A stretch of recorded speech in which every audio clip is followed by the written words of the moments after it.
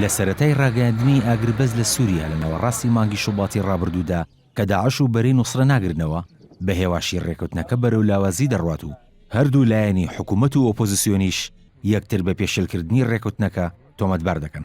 لە کۆبوونەوەیەکی نێوان ستیڤان دیمستۆرا نێردەی تایبەتی نەتۆ یەکگرتوەکان بۆ سووریا لەگەڵ وەلید موعەلیم وەزیری دەرەوەی ئەو وڵاتەدا دیمستۆرا ڕاگەیاند ڕێکوتنی ئاگربەز لە سووریا چەندین جار پێشێل کراوە و پێویستە دیمەشق ڕێز لە ڕێکوتنەکە بگرێت.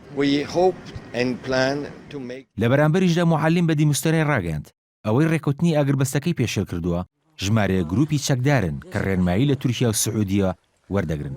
دوای دیمەشق ستیڤان دیمستۆرا سەردانی ئێرانی کرد و لە کۆبوونەوەیەکدا حسێن ئەمیر عەبدوللەهیان جێگری وەزیری دەرەوەی ئێران نیگەرانی تارانی لە پێشێلکاریەکانی ئاگربەز نیشاندا و بە دیمستۆرای ڕاگەیاند ئەو پێشێلکاریانە زیان بە گفتوگۆکانی ئاشتی سووریا دەگەێن.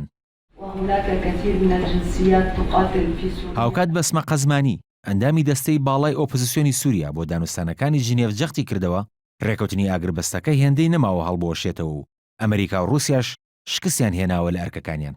وتیشی لە ماوەی دەڕۆژی ڕابردوودا هێزی ئاسمانی حکوومەت دەیان بۆمبی بەرمیلی هەڵداوەتە خوارەوە. لەلایەکی ترەوەی کینەکانی پاراستنی گەلیە پەگا چەندین جار سکاڵای دژ بە هێزەکانی ئۆپۆزیسیۆن ئاڕاسی چاودێرانی ئاگربەستەکە کردووە بەوەی ژمارەیەک پێشەلکاریان لە پارێزگای حەلەب ئەنجامداوە و هێرشیان کردوتە سەر شەڕڤانەکانیان بە تایبەت لە گەڕەکی شێخ مەخسوودی کوردنشین. حکوومەتی فەڕەنساش ڕاگەیاند هێرشەکانی سوپای سووریا بۆ سەر حەلەب و غۆتەی ڕۆژهەڵات هەڕەشە لە شکستێنانی بڕیاری ئاگربەز دەکەن.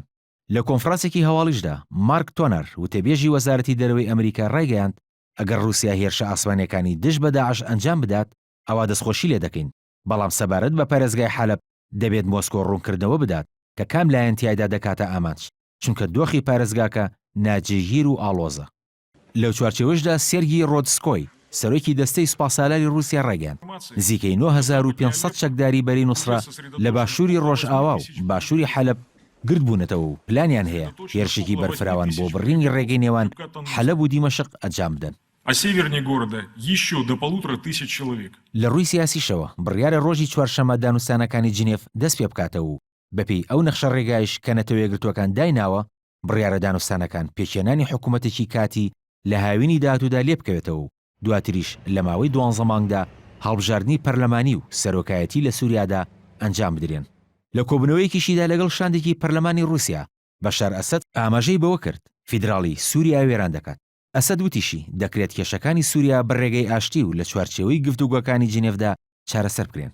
بەڵام لەگەڵ نەبوونی ڕێکەوتنێک سەبارەت بە دوا ڕۆژی بەشار ئەسەد ئەگەری ئەوە هەیە لە هەر ساتێکدا بێت شەڕ لە سووریا دەست پێ بکاتەوە. کاروان شێخ موحسین NRT